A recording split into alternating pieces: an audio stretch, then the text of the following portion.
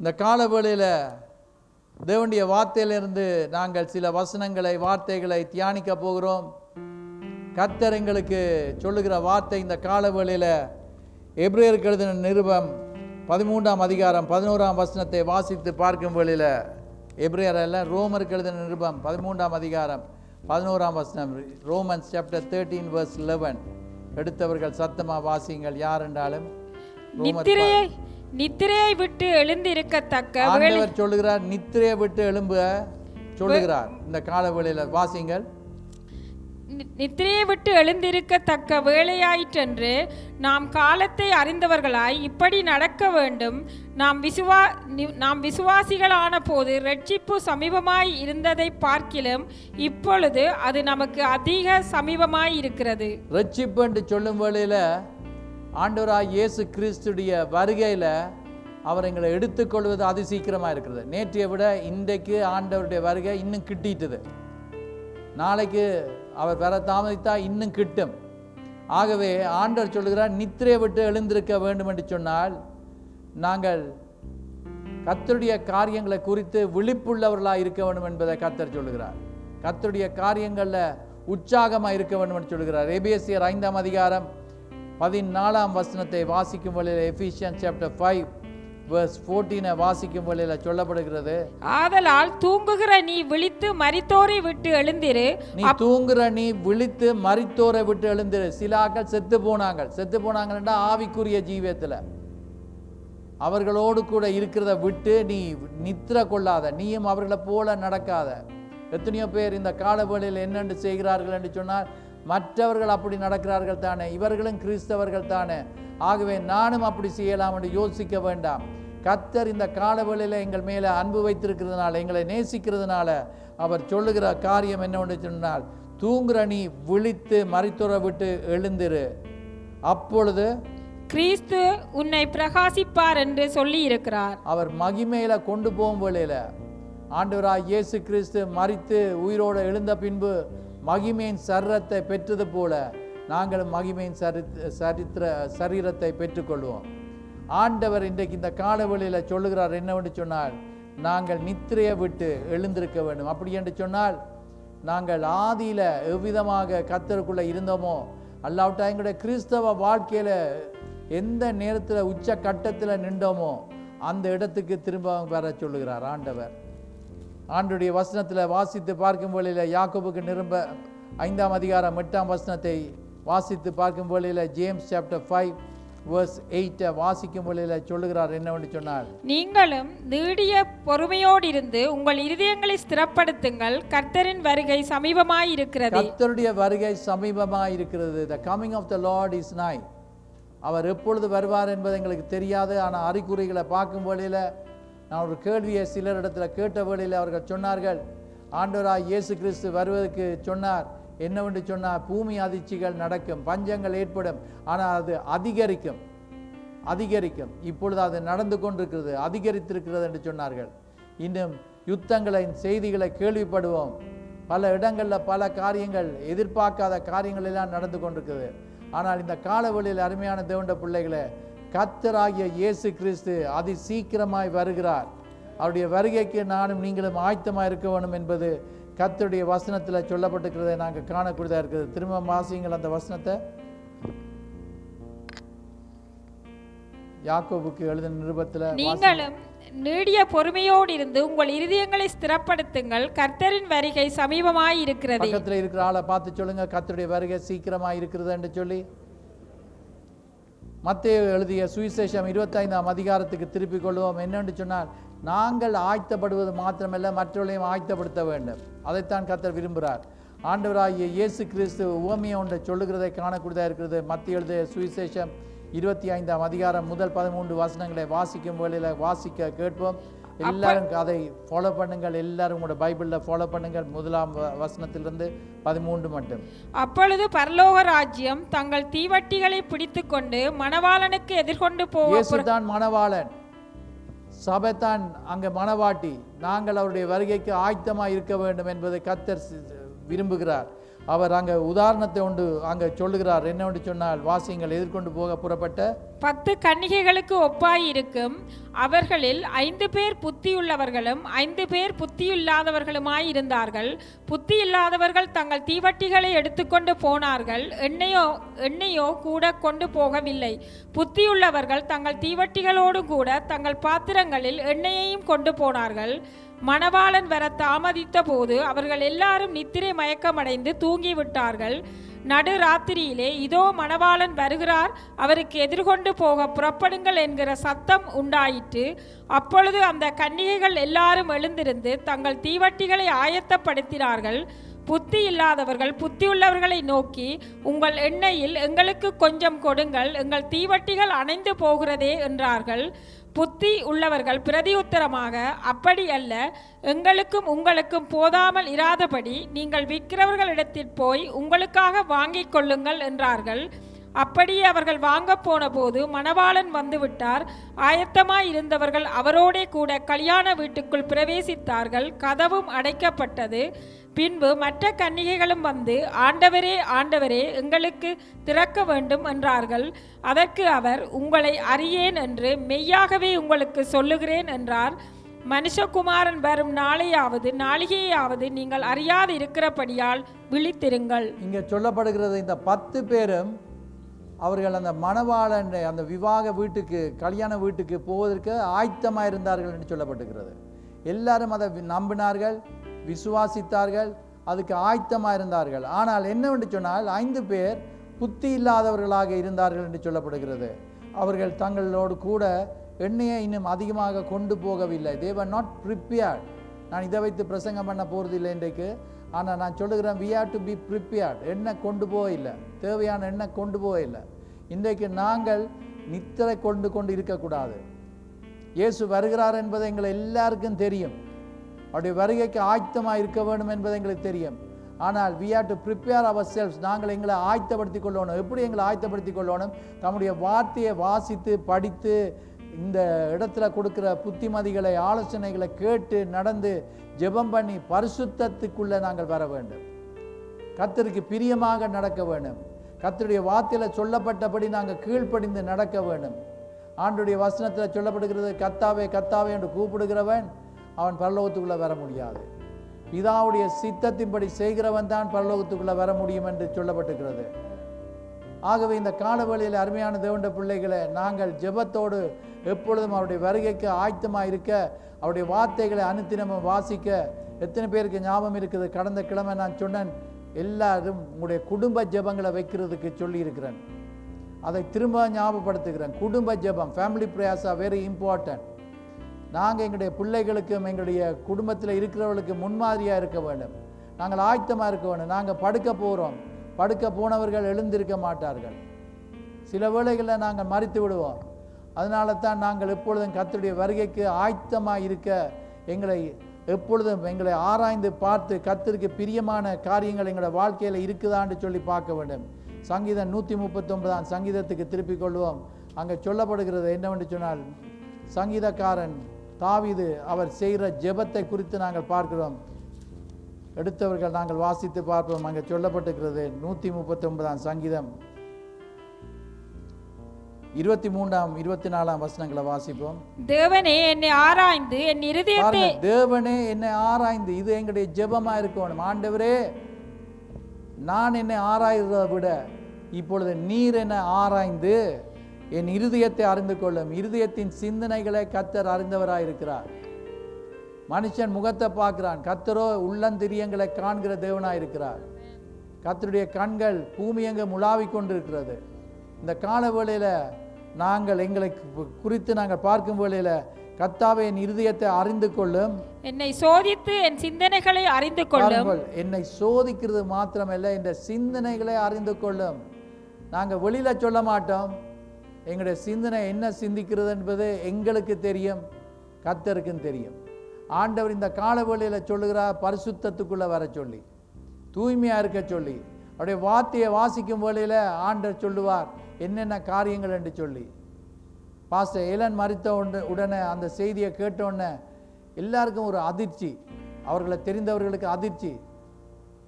என்ன நடந்தது என்று சொல்லி. நாங்கள் சொல்லுகிறோம், நினையாத வேளையில் கர்த்தராகிய இயேசு கிறிஸ்து வருவார்.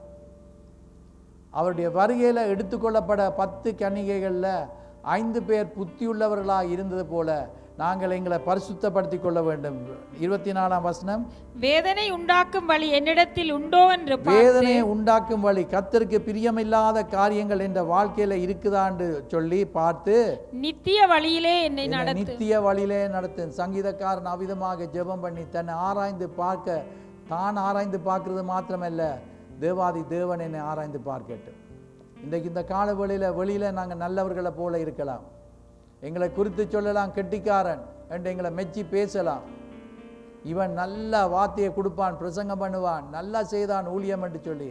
ஆனால் கர்த்தருக்கு தெரியும் எங்களுடைய வாழ்க்கையில் என்ன இருக்குது என்று. அனனியான் சப்பிராலும் எல்லாரையும் போல கொண்டாந்து காணியாட்சிகளை விற்று கொண்டாந்து கொடுக்கறது போல கொண்டாந்து அப்போஸ்தலர் பாதத்தில் வைத்தார்கள். ஆனால் கர்த்தருக்கு தெரியும் இவர்கள் வஞ்சித்து ஒரு பகுதியை வைத்திருக்கிறார்கள். பேதுரு கேட்கும் வேளையில் சொல்லியிருக்கலாம், ஒரு கொஞ்சத்தை நான் வச்சிருக்கிறேன், அதில் தப்பு இல்லை. பேதுரு சொன்னாரா எல்லாம் விற்று கொண்டு வாருங்கள் என்று சொன்னாரா? இல்லை, இவங்க தங்கட பாட்டுக்கு காரியங்களை செய்தது அங்கே அந்த இடத்துல பொய் சொன்னார்கள். இந்த கால வேளையில் நாங்கள் கர்த்தரை ஆராதிக்க வந்திருக்கிறோம். கர்த்தர் தாமே இந்த கால வேளையில் எங்களோடு பேசுவாராக. கர்த்தருக்கு பிரியமாக நாங்கள் ஜீவிக்கிறோமா? அவருடைய சித்தத்தை நாங்கள் செய்கிறோமா? நான் பிரசங்கம் பண்ணும் வேளையில் பிரசங்கம் பண்ணியிருக்கிறேன், 2 தோணியில் கால் வைக்கக்கூடாது என்று. உலகத்திலேயும் கர்த்தருக்கும் என்று சொல்லி வாழ முடியாது, கர்த்தருக்கென்று வாழணும். எலியா பாகாலுடைய தீர்க்கதரிசிகளோடு கூட அங்கே சவாலிடும் வேளையில் எந்த அளவுக்கு நீங்கள் குந்தி குந்தி நடப்பீர்கள். பாகால் தெய்வம் என்று சொன்னால் பாகாலை வணங்குங்கள், கிறிஸ்து தேவன், அவர் தெய்வமானால் தேவனை தொழுது கொள்ளுங்கள் என்று சொல்லுகிறார். இந்த கால வேளையில் வாழ்ந்தால் கர்த்தருக்காக வாழணும். இல்லை உலகத்தில் பயந்து பயந்து பயந்து உலகத்திலையும் ஜீவிக்கிறது, கர்த்தரையும் பிரியப்படுத்த போனால் நாங்கள் கைவிடப்பட்ட நிலைமையில் இருப்போம். கர்த்தர் எங்களை ஆயத்தப்படுத்துவதற்காக இந்த வார்த்தையை கொடுக்கிறார், பயப்படுத்துவதற்காக அல்ல. அவருடைய வருகைக்கு எங்களை ஆயத்தப்படுத்த கர்த்தர் பேசி கொண்டிருக்கிறார். எங்களால் இயன்றவரையும் கர்த்தருக்கென்று வாழ வேண்டும் என்பதை கர்த்தர் விரும்புகிறவராக இருக்கிறார். அந்த 10 கன்னிகைகளில் 5 பேர் புத்தி இல்லாதவர்கள். அவர்கள் தேவையான எண்ணெயை கொண்டு போகவில்லை. புத்தி இல்லாதவர்கள் புத்தியுள்ளவர்களை பார்த்து கேட்குறாங்க, எங்களுக்கு உதவி செய்யுங்கள் என்று சொல்லி. அதுக்கிடையில் மணவாளன் வந்து விட்டார், ஆயத்தமாக இருந்தவர்கள் போய்விட்டார்கள், கதவு பூட்டப்பட்டு விட்டது. இவர்கள் வந்து கதவை தட்டுகிறார்கள். என்னவென்று சொன்னால் 11ஆம் வசனத்தை வாசிக்கும் வழியில், ஆண்டவரே ஆண்டவரே எங்களுக்கு திறக்க வேண்டும் என்றார்கள். ஆஃப்டர் த ரப்சர், ஒரு பிரசங்கியார், பெரிய ஒரு ஊழியக்காரன் பிரசங்கம் பண்ணுறதை நான் கேட்டேன். After the rupture if you are left behind, நீங்கள் கைவிடப்பட்ட என்ன செய்ய வேண்டும் என்று அவர் சொல்லிக் கொடுக்குறார். ஆனால் இப்போமே உபத்திரவ காலத்துக்குள்ளால் போய் கொண்டிருக்கிறோம். எல்லாத்துக்கும் ப்ரிப்பரேஷன் நடந்து கொண்டிருக்கு. இருளான காலத்துக்குள்ள எல்லா காரியங்களும் நடக்குது. நான் என்னுடைய ஜெபம், ஆண்டவரே அந்த கஷ்டமான காலம் வருவதற்கு முன்பதாக எங்களை எடுத்துக்கொள்ளும். பாருங்கள், ஒரு தேசத்தில் ஒரு யுத்தம் ஒன்று நடக்கிறதுன்னு சொன்னால் நீங்கள் கவனித்து பார்த்துருப்பீங்க. முதலாவது எம்பசியில் இருக்கிற அம்பாசிடரையும் அவங்களோட ஸ்டாஃபையும் உடனே வெளியில் இழுத்துடுவார்கள். அதே போலத்தான் நாங்கள் கிறிஸ்துவின் ஸ்தானாதிபதிகள் என்று வேத புஸ்தகம் சொல்லுகிறது. நான் விசுவாசிக்கிறது என்னவென்று சொன்னால், உபத்திரவ காலம் வருவதற்கு முன்பதாக, மகா உபத்திரவ காலத்துக்கு முன்பதாக ஆண்டவராகிய இயேசு கிறிஸ்து தன்னுடைய சபையை எடுத்துக்கொள்வார். சபை என்று சொல்லும் வழியில் நீங்களும் நானும், எங்களுக்கு அதுவும் இதுவும் இந்த பொலிட்டிக்கல் காரியங்கள் என்று சொல்லும் வழியில் சபையில் நடக்கிற அந்த இந்த காரியங்கள், தேவையில்லாத காரியங்களை நாங்கள் ஈடுபட தேவையில்லை. நாங்கள் இருக்கிறது வாரம் கர்த்தரை துதிக்கிறோம், ஸ்தோத்திரிக்கிறோம், சொல்லுகிறத கேட்கிறோம், அதன்படி நடக்கிறோம், ஊழியத்துக்கு உதவி செய்கிறோம், ஆத்துமாக்களை ஆதாயப்படுத்துகிறோம். அவ்வளோந்தான் எங்களோட வேலை. அவன் சொல்கிற கதையும் இவன் சொல்கிற கதையும், இன்றைக்கு பிசாசானவன் கெச்சிக்கிற சிங்கத்தை போல யாரை விழுத்தலாம் என்று வகை தேடி கொண்டிருக்கிறான், ஏமாற்றுகிறான். பாருங்கள், அதை குறித்து எங்களோட பைபிள் ஸ்டடியில் டாக்டர் மார்க் படிப்பிச்சார். என்னவென்று சொன்னால், பலவீனமாக இருக்கிறவைகள், சின்னனாக இருக்கிறவைகள், இன்னும் என்னவென்று சொன்னால் அங்கெங்கே ஓடுகிற மிருகங்களை அந்த சிங்கமோ அதை அடித்து சாப்பிட வேணும் என்று இருக்கிறவைகளோ அவைகள் அப்படிப்பட்டவைகளை தான் பார்க்கும். இன்றைக்கு சபைக்கு வெளியில் கொண்டு போகிறதுக்கு பிசாசான பல காரியங்களை செய்கிறான். கொண்டு போய் அவன் சொல்லுகிறான், நீ சபையில் இன்னொரு சபையில் தானே இருக்கிற, பரவாயில்லை என்று சொல்லுவான். இன்றைக்கு அருமையான தேவனுடைய பிள்ளைகளை, கர்த்தர் வைத்த இடத்துல நாங்கள் பார்க்கிறோம், யோனாக்கு ஆண்டவர் சொன்னார் நினிவேக்கு போன்னு சொல்லி. ஆனால் நினிவேக்கு போகாமல் தண்ட சொந்த விருப்பப்படி தர்ஷீஸுக்கு போனான். அவனுக்கு வந்த பிரச்சனை நிமித்தமாக அங்கே கப்பலில் இருந்தவர்களுக்கு பிரச்சனை வந்தது என்பதை பார்க்குறோம். பிகாஸ் ஆஃப் ஒன் பர்சன், ஆகானி நிமித்தமாக அவனுடைய குடும்பம் அழிக்கப்பட்டதை நாங்கள் பார்க்குறோம். இன்றைக்கு என் நிமித்தமாக, ஒரு நபரின் நிமித்தமாக பிரச்சனை வரக்கூடாது. We have to be faithful in the place that God has placed us. கர்த்தர் எங்களுக்கு நியமித்த இடத்துல நாங்கள் உண்மை உள்ளவர்களாக இருப்போம் என்று சொன்னால் கர்த்தர் எங்களை ஆசீர்வதிப்பார். இந்த சமருக்கு சிலர் நீங்கள் பூக்கண்டுகளை நட்டீர்கள், மரக்கறிகளை நட்டவர்கள் இருக்கிறீங்க. அந்த மரம் இன்னும் வளர்ந்து கொண்டிருக்கிற நேரத்தில் யாராகிலும் எனக்கு தெரியாது அப்படி செய்தவர்கள் ஆஃப்டர் சர்வீஸ் என்னை மீட் பண்ணுங்கள். வளர்ந்து கொண்டிருக்கும் வேளையில் அதை கிண்டி கிளறி அதை தூக்கி இந்த இடத்துல வெயில் வாரது குறைவாக இருக்குது, இந்த இடத்துல வெப்பம்னு சொல்லி ஒரு இடத்துல வச்சு அதுக்கு தண்ணி ஊற்றி கொண்டிருந்தீங்க, 2 வெப்பம்.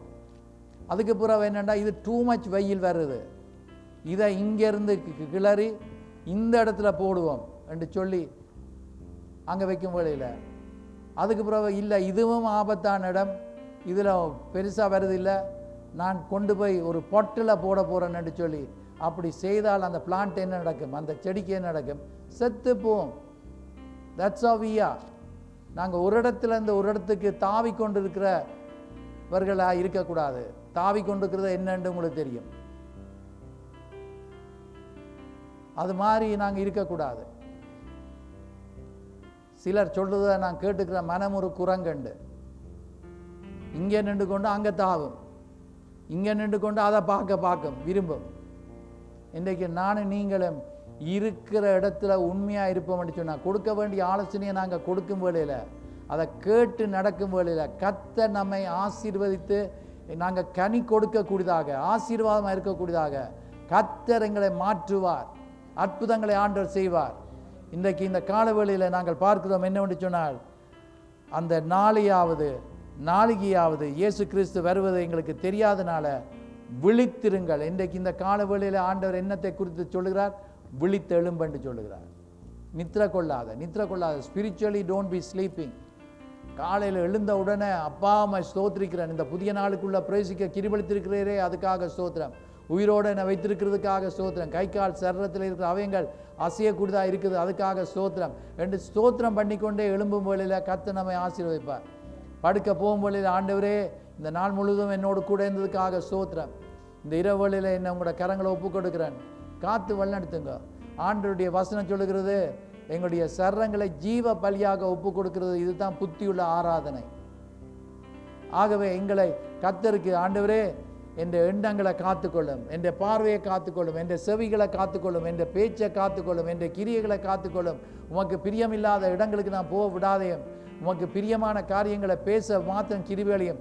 இவ்விதமாக நாங்கள் ஜெபம் பண்ணும் வேளையில் பரிசுத்தத்திலிருந்து பரிசுத்தத்துக்குள்ளே வர சங்கீத வெளிப்படுத்தல் 22ஆம் அதிகாரத்தில் நான் நினைக்கிறேன், அது 11ஆம் வசனத்தில் சொல்லப்பட்டிருக்கிறது, பரிசுத்தமாக இருக்கிறவன் இன்னும் பரிசுத்தமாகட்டும். நேற்று இருந்த விதத்தில் போன வருஷத்தில் இருந்ததை விட இந்த வருஷத்தில் கர்த்தருக்கு பிரியமாக நான் நடக்கிறேன். போன வருஷம் நான் கண்டதெல்லாம் கிளறுவேன், இந்த கோழி கிளறின மாதிரி நான் எல்லாத்தையும் தேவையில்லாத ஆட்கள பிரச்சனைகளை நான் எடுத்துக்கொண்டு நான் ஒரு இன்ஃபர்மேஷன் சென்டர் மாதிரி, உங்களுக்கு தெரியுமோ அங்கே நடந்தது இங்கே நடந்தது என்ன நடந்தது, அவங்களோட வாழ்க்கையில் இவங்களோட வாழ்க்கையில் என்ன நடந்தது என்று சொல்லி ஆட்களை கெடுத்திருப்போம். ஆனால் இந்த வருஷத்தில் அதெல்லாம் எனக்கு தேவையில்லை. வாயை மூடிட்டு இருப்பேன், நான் பார்த்து ஜெபம் பண்ணுவேன், கர்த்தர் காரியங்களை பார்ப்பார். கேட்கிறதுக்கு என்ன செய்யட்டாமா பைபிள் சொல்லியிருக்குது, தீவிரமாயும் பேசுறதுக்கு நாங்கள் கவனமாக இருக்கணும். நாங்கள் இந்த காலவெளியில் ஆண்டவர் எங்களை சுத்திகரித்திருக்கிறார். இந்த உலகத்தில் இருக்கிற எங்களை ஆண்டவர் தெரிந்தெடுத்திருக்கிறார், பிரித்தெடுத்திருக்கிறார். உலகத்தில் இருந்தாலும் உலகத்தவர்கள் அல்ல, உலகத்தவன் செய்வது போல நாங்கள் செய்யக்கூடாது. இந்த காலவெளியில் கர்த்தர் தமக்கென்று எங்களை நியமித்து வைத்திருக்கிறார். அங்கே நாங்கள் பார்க்கிறோம் 1 தெசலோனிக்கேயர் 5ஆம் அதிகாரம் 2ஆம் வசனத்தை வாசித்து பார்க்கும் வேளையில் சொல்லப்படுகிறது. 1 தெசலோனியஸ் 5:2. எஸ், வாசிங்கள்.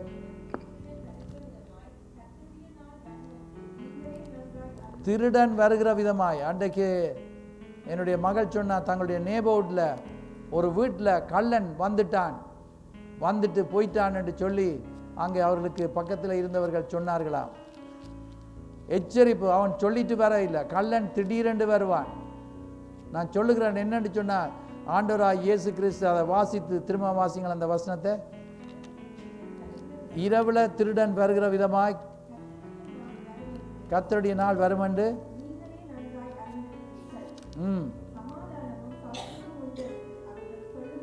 இப்போ என்னன்னு சொன்னால் பீஸ் டாக்ஸ் நடக்குது.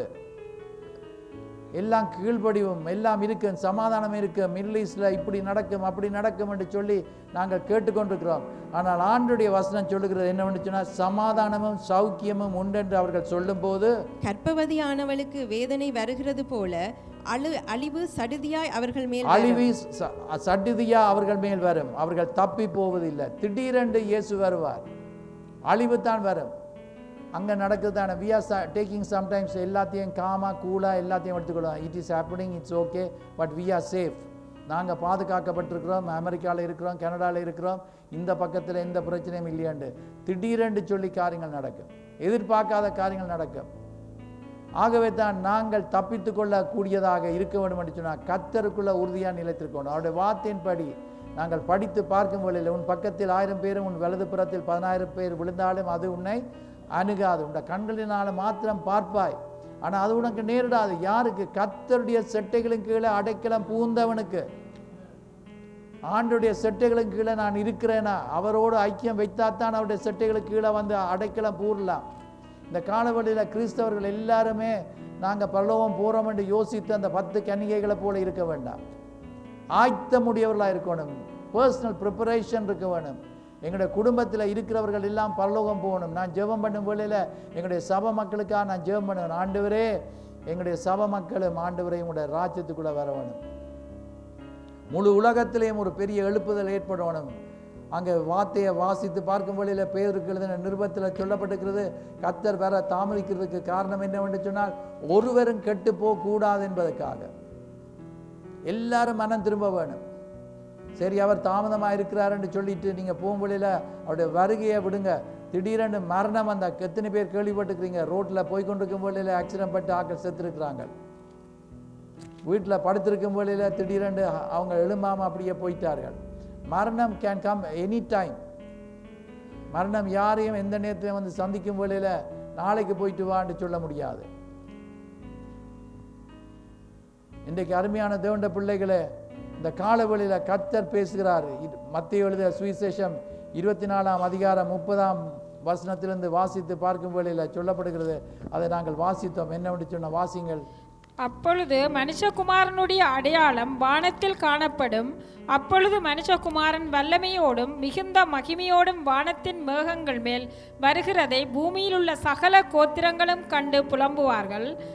வலுவாய் தொனிக்கும் எக்கால சத்தத்தோடே அவர் தமது தூதர்களை அனுப்புவார். அவர்கள் அவரால் தெரிந்து கொள்ளப்பட்டவர்களை வானத்தின் என்னவென்று சொன்னால், தெசலோனிக்கேயரில் சொல்லப்பட்டிருக்கிறது என்னவென்று சொன்னால், ஆண்டவருடைய எக்கால சத்தம் பிரதான தூதன் அதை ஊதும் வேளையில் அதை கேட்கிறவர்கள் மறுரூபமாக்கப்படுவார்கள்.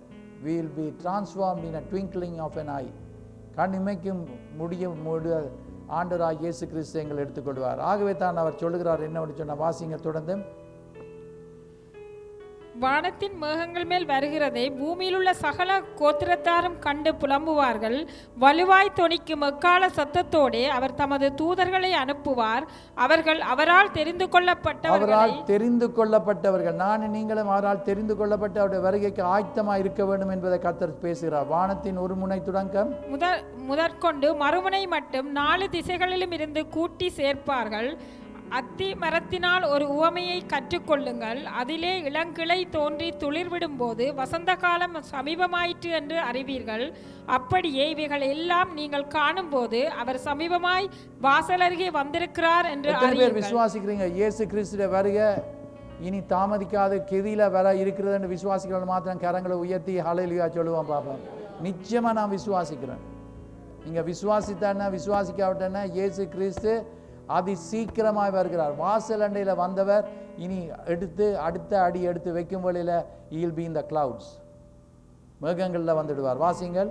இவைகள் எல்லாம் சம்பவிக்கும் முன்னே இந்த சந்ததி ஒளிந்து போகாதென்று மெய்யாகவே உங்களுக்கு சொல்லுகிறேன். வானமும் பூமியும் ஒளிந்து போம், என் வார்த்தைகளோ ஒளிந்து போவதில்லை. கர்த்தர் சொன்னது நிச்சயமா நிறைவேறும். அந்த நாளிகையையும் என் பிதா ஒருவர் தவிர மற்றொருவனும் அறியான், பரலோகத்தில் உள்ள தூதர்களும் அறியார்கள். நோவாவின் காலத்தில் எப்படி நடந்ததோ அப்படியே மனுஷகுமாரன் வரும் காலத்திலும் நடக்கும். எப்படியெனில் ஜலப்பிரளயத்துக்கு முன்னான காலத்தில் நோவா பேழைக்குள் பிரவேசிக்கும் நாள் வரைக்கும் ஜனங்கள் புசித்தும் குடித்தும் பெண் கொண்டும் பெண் கொடுத்தும் ஜலப்பிரளயம் வந்தும் அனைவரையும் வாரிக்கொண்டு போகும் மட்டும் உணராமல் இருந்தார்கள். அப்படியே மனுஷகுமாரன் வரும் காலத்திலும் நடக்கும். அவர்கள் விளையாடி கொண்டிருப்பார்கள், விவாகம் செய்து கொண்டிருப்பார்கள். விவாகம் செய்ய வேண்டாம் என்றல்ல, அது நல்லது தான். ஆனால் அதே குறிக்கோளாக இருக்கக்கூடாது. அவர்கள் வீடுகளை வாங்குவார்கள், விற்பார்கள். அவர்கள் நல்ல பார்ட்டிஸ் வைப்பாங்க, நல்லா சந்தோஷப்படுவார்கள். சர்ச்சுக்கு வர சொன்னால் மாத்திரம் என்ன சொல்லுவார்கள்? சர்ச்சுக்கு இன்றைக்கு சாரி, வெரி சாரி, இன்றைக்கு என்னுடைய சொந்தக்காரர் இன்னார் வருகிறார்கள், அவர்களோடு நான் டைம் ஸ்பெண்ட் பண்ண போகிறேன். கர்த்தரை விட்டுட்டு நாங்கள் வேறு எந்த காரியத்துக்கு முதலிடத்தை கொடுக்கக்கூடாது. எத்தனை பேர் அதை விசுவாசிக்கிறவர்கள் எல்லாம் ஆமென் சொல்லுவாங்க. கர்த்தருக்கு முதலிடத்தை கொடுக்கணும், கர்த்தரை கனப்படுத்தணும். எங்களுக்கு டாக்டரோ லாயரோ எங்களுடைய ஃபேமிலியோ எங்களுக்கு உதவி செய்கிறத விட கர்த்தர் தான் எங்களுக்கு உதவி செய்ய வல்லவராக இருக்கிறார். கர்த்தரால் கூடாத காரியம் ஒன்றுமே இல்லை.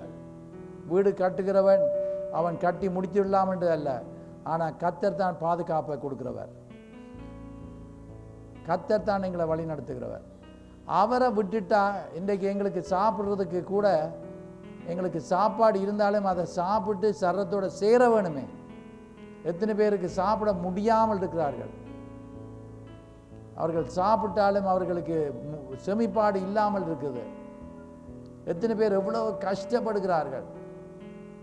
எங்களுக்கு கர்த்தர் தான் எல்லாமே. கர்த்தர் தம்மை நோக்கி கூப்பிடுறவர்களுக்கு மறு உத்தரவு கொடுக்கிறவராக இருக்கிறார். என்னை நோக்கி கூப்பிடு, அப்பொழுது நான் உனக்கு மறு உத்தரவு கொடுக்கிறது மாத்திரமல்ல, உனக்கு தெரியாத காரியங்கள் எல்லாத்தையும் காட்டுவேன் என்று சொல்லுகிறார். என் நாமத்தினால நீங்கள் எதை கேட்டாலும், எல்லாம் எது கேட்டாலும் ஆண்டவர் செய்வேன் என்று சொன்னவர் நிச்சயமாக செய்வார் என்பதை நான் விசுவாசிக்கிறேன். அது எதுவாக இருந்தாலும், அது சின்ன காரியமாக இருக்கலாம், பெரிய காரியமாக இருக்கலாம். உனக்கு கடுகளவு விசுவாசம் இருந்தால் போதும், அந்த காரியம் நடக்கும். இந்த காலவெளியில் இந்த இடத்துல ஆண்டுடைய வருகைக்காக ஆயத்தமாக இருக்கிறவர்கள் எங்களுடைய அன்றாட வாழ்க்கையை நாங்கள் நடத்த வேணும். எல்லாத்தையும் விட்டு போட்டு ஆண்டுடைய வருகைக்காக நான் ஆயத்தமாக இருக்கிறேன் பைபிளை வாசி கொண்டு ப்ரே பண்ணி கொண்டு இருந்தால் போதாது. வேலை செய்ய வேணும் என்று பைபிளில் சொல்லியிருக்குது. வேலை செய்யாதவன் சாப்பிடக்கூடாது, வேலை செய்யணும். நீங்கள் ரிட்டையர்டுன்னா அது வித்தியாசம்.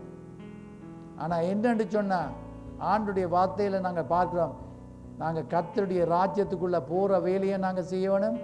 அந்தந்த நாளுக்கு தேவையான உழைப்பையும் நாங்கள் செய்ய வேணும். கர்த்தர் எங்களுக்கு இந்த பைபிளில் எல்லாமே எங்களுக்கு தந்திருக்குது. எங்களுக்கு வேண்டிய அறிவுரைகளை எங்களுக்கு இந்த பைபிளில் எல்லாம் கொடுக்கப்பட்டிருக்கிறது. ஆகவே நோவாவுடைய காலத்தில் என்ன செய்தார்கள் என்னன்னு சொன்னால், உலகத்து காரியங்கள் மேலே தான் தங்களுடைய கண்களை வைத்திருந்தார்கள். அவங்க வெரி பிஸியாக இருந்தாங்க உலகத்து காரியங்கள் மேலே. ஆண்டவர் இன்றைக்கு இந்த காலவெளியில் சொல்கிறார், அப்படி இருக்க வேண்டாம். நோவாவுடைய காலத்தில் யார் ரட்சிக்கப்பட்டார்கள்? நோவாவும் அவருடைய குடும்பமும். யார் நீதிமானாக இருந்தது? நோவா. நோவாவோடு இருந்த குடும்பத்தை கர்த்தர் பாதுகாத்தது போல இன்றைக்கு நாங்கள் எங்களை ஆண்டவர் தெரிந்தெடுத்திருக்கிறார் என்று சொன்னால், நாங்கள் ஜெபம் பண்ணும் போதில் எங்களுடைய குடும்பங்களையும் கர்த்தர் ரட்சிப்புகளை கொண்டு வருவார் என்று விசுவாசித்தால் ஆமேன்னு சொல்லுவார். நிச்சயமாக ஆண்டவர் செய்வார். அதுதான் குடும்ப ஜெபம் வைக்கணும். குடும்ப ஜெபம் வைக்காமல், பைபிளை வாசிக்காமல், ப்ரே பண்ணாமல், முன்மாதிரியாக இல்லாமல் காரியங்களை நாங்கள் வாய்க்க பண்ண முடியவே முடியாது. இந்த காலவெளியில் அருமையான தேவனுடைய பிள்ளைகளை, மார்க் எழுதிய சுவிசேஷம் 8:36 வாசிக்கும் வழியில் சொல்லப்படுகிறது என்னவென்று சொன்னால், மனுஷன் உலகம் முழுவதையும் ஆதாயப்படுத்தினாடு. சில ஆட்கள் சர்ச்சுக்கு வாரது இல்லை, ப்ரேயர் மீட்டிங்க்கு வாரது இல்லை, பைபிள் ஸ்டடிக்கு வாரது இல்லை. என்னென்னு கேட்டால் வேலை, வேலை பாஸ்டர், வேலை. இன்றைக்கு மனுஷன் நல்ல செழிப்பாக இருப்பான், ரோல்ஸ் ராய்ஸ் கார் வச்சிருப்பான், நல்ல பெரிய ஏக்கர் கணக்கில் உள்ள காணியில் பெரிய ஒரு வீடு கட்டி பலஸ் போல இருப்பான். ஆனால் பைபிள் சொல்லுகிறது அதெல்லாம் தவற இல்லை, அதெல்லாம் வச்சிருக்கலாம். கர்த்தர் ஆசீர்வதிப்பார். ஆபிரகாமை குறித்து வேத புஸ்தகம் சொல்லுகிற, அவன் சீமானாக இருந்தான். அந்த ஆசீர்வாதம் எங்களுக்கு வரும், அதில் தப்பு கிடையாது. நல்லா இருப்போம், செழிப்பாக இருப்போம்.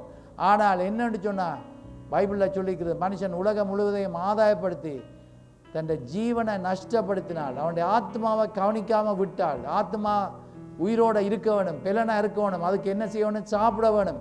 என்ன சாப்பாடு? பைபிள் வார்த்தை. மனுஷன் அப்பத்தினால் மாத்திரமல்ல, தேவனுடைய வாயிலிருந்து புறப்படுகிற ஒவ்வொரு வார்த்தையினாலும் பிழைப்பான் என்று சொல்லப்பட்டிருக்கிறது. தேவனுடைய வார்த்தையை நாங்கள் கேட்டு அதன்படி செய்வோம் என்று சொன்னால் கர்த்தர் எங்களை ஆசீர்வதிப்பார். அப்பொழுது எங்களுக்கு ஆசீர்வாதங்கள் வரும் வேளையில், நல்ல கோடீஸ்வரர்களாக இருக்கும் வேளையில் கர்த்தருக்கென்று கொடுக்க வேண்டும், கர்த்தருக்கென்று கொடுக்க வேண்டும். அதுதான் கர்த்தர் நம்மை ஆசீர்வதிக்கிறார். ஆகவே எனக்கு ஃபர்ஸ்ட் பிளேஸ் எங்கே கொடுக்க வேணும்? இயேசுக்கு. சர்ச்சில் ஒரு ஃபங்க்ஷன் நடக்குது, அந்த இடத்துல நான் நிற்கிறேன். ஸ்பெஷல் மீட்டிங் நடக்குது, அது பரவாயில்ல, அவரை பாஸ்டர் அஜித் எனக்கு தெரியும் தானே, ஞாயிற்றுக்கிழமை போனால் போதும்னு நிற்க வேண்டாம். நீங்கள் எவ்வளோத்துக்கு வாஞ்சியோடு வாரீங்களோ அவ்வளோத்துக்கு வல்லமையாக கர்த்தர் கிருபையாக உங்களை தொடுவார் என்றதை நான் விசுவாசிக்கிறேன். அவரிடத்திலிருந்து எடுத்துக்கொள்ளக்கூடிய காரியங்களை எடுக்க வேண்டும் என்று எனக்கு விருப்பம். சில ஊழியக்காரர் வரும் வேளையில் சில காரியங்களை சிலருக்கு கொடுப்பார்கள், அதை பொக்கிஷமாக வைத்திருப்பார்கள். யாராயிலும் ஒரு ஸ்பெஷல் ஸ்பீக்கர் வந்து உங்களை கூப்பிட்டு உங்களுக்கு ஒரு காரியத்தை கொடுத்தால், ஒரு தீர்க்கதரிசன வார்த்தையை கொடுத்தால், அதை கவனமாக வைத்திருப்பீங்க. அவரிடத்தில் இந்த எண்ணத்தை பெற்றுக்கொள்ளலாம் என்று சொல்லி அவர் கூடாக கர்த்தருடைய வல்லமை வரும் வேளையில் அது கழுதை கூட கர்த்தர் தீர்க்கதரிசியோடு பேசினார் என்று சொன்னார். பீலியாம் என்று ஒரு தீர்க்கதரிசியோடு பேசின சம்பவம் பைபிளில் இருக்குது. கர்த்தர் எந்த ஒரு மனுஷனையும் கொண்டாந்து ஆசீர்வதிப்பார். எதிர்பார்த்தலோடு 3 நாளும் விடாமல் கூட்டத்துக்கு வாங்க. நான் பாஸ்டர் போல் தங்கியா வர சொல்லி இருக்கிறேன். அவரோடு கூட இருந்து கூட்டங்களை நடத்தி ஆசீர்வாதத்தை இந்த இந்த விசேஷித்த கூட்டங்கள் நடத்துவது இலகுவான காரியம் இல்லை. ஆனால் இந்த விசேஷித்த கூட்டங்களில் கர்த்தர் பெரிய காரியங்களை செய்வார், வல்லமையான காரியங்கள் செய்வார். என்னத்தை ரிசீவ் பண்ண வேணுமோ அதை ரிசீவ் பண்ணுங்கள். பாஸ்டர் ரெபேக்கா எனக்கு சாட்சியாக கொடுத்தா என்னன்னு சொன்னால், அவருடைய கால் வந்து ஒரு இப்போ போன கிழமையில் கார் மூடைக்கையோ ஏதோ நேரத்தில் அடிபட்டுட்டுது. அது நோ இருக்குது, ஆனால் அவள் அதை கவனிக்க இல்லை. அதை வைத்துக்கொண்டு நடக்கும் வழியில் அன்றைக்கு சர்ச்சுக்கு பைபிள் ஸ்டடிக்கு வந்தாவா. பைபிள் ஸ்டடிக்கு வந்து இந்த படியால் இறங்கி ஏறைக்கத்தானா கால் நோவ தொடங்கிட்டுது, சரியான நோவா. அவருடைய மகள் ஹேலி சொன்னா, மம்மி யோ லெக் இஸ் ஸ்வோலன் என்று சொல்லி, இந்த கால் வீங்கி இருக்குதுன்னு சொன்னா. பார்க்கும் வழியில் நடக்க கஷ்டப்பட்டு கொண்டு இருந்தாவா. யூத் மீட்டிங்கை முடிச்சுட்டு பைபிள் ஸ்டடி ப்ரேயர் டைமுக்கு அவர்கள் வந்த வேளையில் தேவனுடைய வல்லமை அவர்களுக்கு ஸ்பெஷலாக ப்ரே பண்ண ஒன்றும் இல்லை. கர்த்தருடைய வல்லமை மகிமை அன்றைக்கு அந்த பைபிள் ஸ்டடியில் பள்ளமாக இறங்கி இருந்தது. அந்த நேரத்தில் தனக்கு இருந்த போயிட்டுது, முழங்காலில் நிற்கிறத தான் நான் பார்த்தேன். அவள் சர்வீஸ் முடித்தோன்னு சொன்னா, என்னை ஆண்டவர் தொட்டார், எனக்கு சுகத்தை தந்தார். கர்த்தருடைய மகிமை வரும் வேளையில் கர்த்தர் பெரிய காரியங்கள் செய்வார். God has not forgotten us.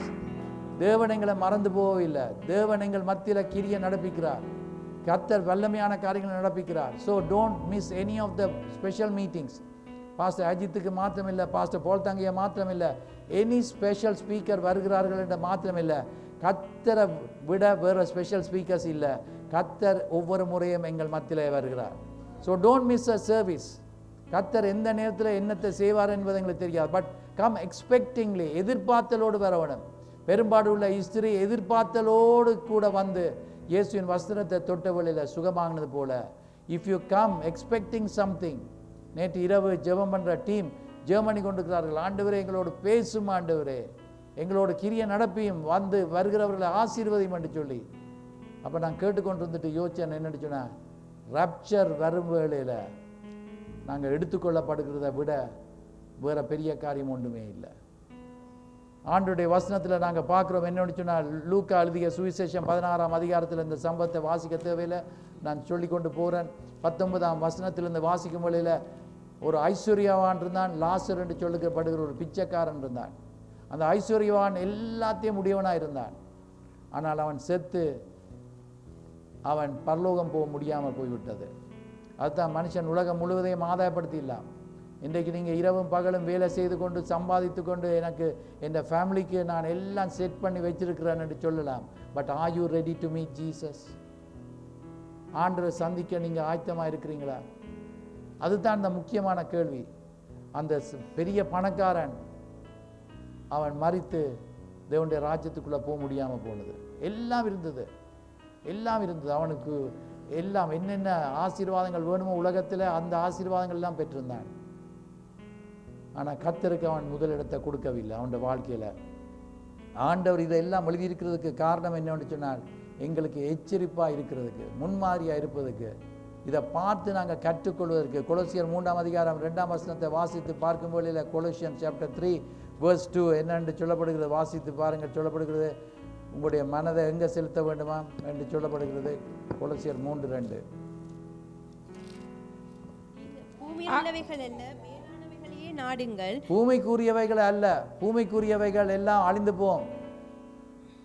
பூமிக்குரியவைகள் அல்ல, மேலானவைகள் என்று சொல்லும்போது பரலோகத்துக்கு அடுத்த காரியங்கள், ஆன்மீக காரியங்கள், ஆவிக்குரிய காரியங்கள், கர்த்தருக்கு சித்தமான காரியங்கள், இதைத்தான் பார்க்க சொல்லி கர்த்தர் எங்களோடு பேசுகிறவராக இருக்கிறார். மத்திய 6ஆம் அதிகாரம் 33ஆம் வசனம் உங்களுக்கு பாடமாக தெரியும். என்னென்றால், முதலாவது தேவனுடைய ராஜ்யத்தையும், முதலாவது, 2வது இடம் அல்ல, ஃபர்ஸ்ட் பிளேஸ். எனக்கு பாஸ்டர் சாரி, எனக்கு இன்றைக்கு வர இயலாத பாஸ்டர், ஏன்னு சொன்னால் எனக்கு இன்றைக்கு இந்த வேலை இருக்குது. ஃபர்ஸ்ட் பிளேஸ் கொடுக்குறோமா? சில வேளைகளில் நாங்கள் நல்லா பிரசங்கம் பண்ணுற ஆக்களாக இருப்போம், ஊழியத்தில் நல்லா செய்கிறவர்களாக இருப்போம், நல்லா ஜெபம் பண்ணுற ஆக்களாக இருக்கிறோம். ஏன் வரையில் எனக்கு இன்றைக்கு அந்த காரியம் இருந்தது, இந்த காரியம் இருந்தது. நாங்கள் எல்லாத்தையும் ஒரு சைடில் போட்டு கர்த்தர் இன்றைக்கு எங்களோடு பேசுகிறோம். முதலிடத்தை கர்த்தருக்கு கொடுப்போம் என்றால் கர்த்தர் நம்மோடு கூட கிரியை நடப்பிக்கிறவராக இருக்கிறார். வாசித்து பார்க்கும் வழியில் என்னென்று சொன்னால், வெளிப்படுத்தல சொல்லப்பட்டிருக்கிறது, அந்த சபைகளில் சில சபைகளுக்கு சொல்கிறார், எனக்கு உன் பேரில் ஒரு குறை உண்டு, நீ குறை உள்ளவனாக இருக்கிற, ஒரு காரியத்தை குறித்து நான் கவலைப்படுகிறேன், வேதனைப்படுகிறேன், துன்பப்படுகிறேன், என்னென்று சொன்னால் நீ அதை செய்யாமல் இருக்கிறாய். எல்லா நல்ல காரியங்கள் செய்கிறாய். ஆண்டவர் இன்றைக்கு எங்களை பார்த்து சொல்கிறார், நீ எல்லாத்துலேயும் நல்லா இருக்கிறாய், ஆனால் ஒரு காரியத்தில் குறை உனக்கு உண்டு, ஒரு காரியத்தில் குறை உண்டு. ஆண்டவர் அப்படி சொல்ல நாங்கள் இருக்கக்கூடாது. வெல் டன் மை சர்வன்ட் என்று சொல்லக்கூடியதாக, உண்மையை முத்தமாய் நடந்தாய் என்று சொல்லப்படக்கூடிய விதத்தில் நான் நீங்களை நடக்க கர்த்தர் எங்களுக்கு உதவி செய்வாராக, கர்த்தர் எங்களோடு பேசுவாராக. இன்றைக்கு மனம் திரும்புகிற நாள். 1 தெசலோனிக்கர் 5ஆம் அதிகாரம் 6ஆம் வசனத்தை வாசித்து பார்க்கும் வேளையில் 1 தெசலோனியன்ஸ் சாப்டர் 5 verse 6 சொல்லப்படுகிறது. 1 தெசலோனிக்கர், மற்றவங்க செய்கிறாங்களே, அவங்க இப்படியெல்லாம் நடந்து ஒன்றுமே நடக்கல, அதனால நாங்களும் நடப்போம் என்று அந்த கூட்டத்தோடு சேர்ந்தால் ஐயோ என்றால், மற்றவங்கள் எல்லாம் பிள்ளையான காரியங்கள் செய்கிறார்கள், அவர்கள் அடி வாங்க இல்லையே, ஒன்றும் இல்லையே, கர்த்தர் ஒன்றும் செய்யலையே, நாங்களும் செய்வோம் என்று பிசாசான வஞ்சிக்கிறவனாக இருக்கிறான், ஏமாற்றுகிறவனாக இருக்கிறான். நல்லதை எல்லாத்தையும் காண்பித்து போட்டு கடைசியாக கொண்டு போய் பாதாளம் கொண்டு போயிடுவான். இன்றைக்கு கர்த்தர் எங்களுக்கு எச்சரிப்பின் வார்த்தைகளை கொடுத்து கொண்டிருக்கிறார். ஆண்டவர் எங்களை பேசி கொண்டிருக்கிறார், கவனமாக இரு என்று சொல்லி. நீங்கள் பார்த்துருக்குறீங்களா, சில இடங்களில் போட்டிருப்பாங்க, என்னென்னு சொன்னால், இந்த இடத்துல நீந்த வேண்டாம் என்று சொல்லி ஒரு போட் போட்டிருப்பாங்க. ஆனால் சில ஆக்கள் என்னென்னு சொன்னால், I am a good swimmer, I can go into this என்று சொல்லி செத்தவர்கள் எத்தனையோ பேர் இருக்கிறார்கள். சொல்லி அவர்களை current has pulled them down and they are drowned, மரித்து போயிருக்கிறார்கள். கர்த்தர் இன்றைக்கு எங்களுக்கு எச்சரிப்பை தருகிறார், எச்சரிப்பை தரு. This is not for me. நான் சின்ன வயதுலேருந்தே பைபிளை கேட்டுக்கிறேன், இப்படி பிரசங்கங்களை கேட்டுக்கிறேன். பாஸ்டர் சோலமன் இப்படி தான் பிரசங்கம் பண்ணுவார், ஆனால் பரவாயில்லை என்று சொல்லிட்டு நடக்க வேண்டாம். கர்த்தருடைய வார்த்தையைத்தான் நீங்கள் கேளுங்கள், அதன்படி நடக்க உங்களை ஒப்பு கொடுங்கள். ஒப்பு கொடுத்துருவோம். ஒப்பு கொடுக்கும் வேளையில் மற்றவங்க நித்திர கொள்றபடி நீ நித்திர கொள்ளாமல் வாசிங்கள். நாம் தூங்காமல் விழித்துக்கொண்டு தெளிந்தவர்களாக இருக்க கடவோம். தெளிந்தவர்களாக, சோபராக, தெளிந்த புத்தியுடையவர்களாக. தேவன் நமக்கு தெளிந்த புத்தியை தந்திருக்கிறார். மற்றவங்க செய்கிறாங்களே என்று அந்த கூட்டத்தோடு சேர்ந்து போனோம்னா அழிவுத்தான் வருகிறது.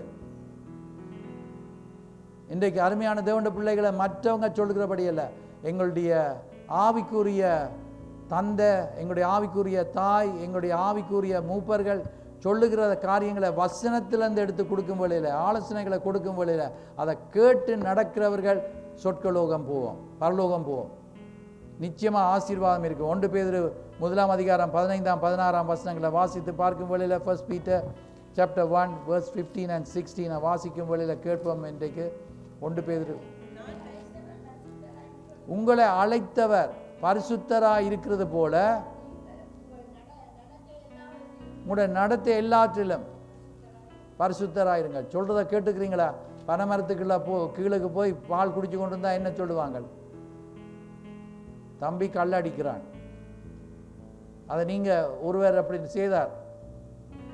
அவர் தன் ஃப்ரெண்ட்ஸோடு போயிருந்து அவர் தான் குடிக்கலையாம். ஆனால் இவர் ஒரு சாஃப்ட் ட்ரிங்க் தான் வாங்கி குடிச்சு கொண்டிருந்ததை அவர் விரும்பி கொண்டிருந்த பிள்ளையுடைய அங்கிள் கண்டு போட்டு அவனுக்கு அந்த பிள்ளையை கொடுக்க மாட்டேன்னு சொல்லிட்டார். அவன் சொன்னான், நான் உண்மையாக குடிக்கலைன்னு சொன்னாலும் நம்ப இல்லை. இன்றைக்கு பொல்லாங்காய் தோன்றுகிற எல்லாத்திலிருந்து நாங்கள் விடுதலை பெற்றவர்களாக இருக்கணும், கவனமாக இருக்கணும். ஆண்டவர் வாசிங்க தொடர்ந்து, நான் பரிசுத்தர் ஆகிய நீங்களும் பரிசுத்தராயிருங்கள். எபிரேயருக்கு எழுதின நிருபம் 12ஆம் அதிகாரம் 14ஆம் வசனத்தை வாசித்து பார்க்கும் வேளையில் ஈப்ரூஸ் சாப்டர் 12 verse 14 சொல்லப்படுகிறது. பரிசுத்தம் இல்லாமல், எபிரேயர் 12:14, ஈப்ரூஸ் 12:14 இல்லையா பைபிள் அந்த வசனம்?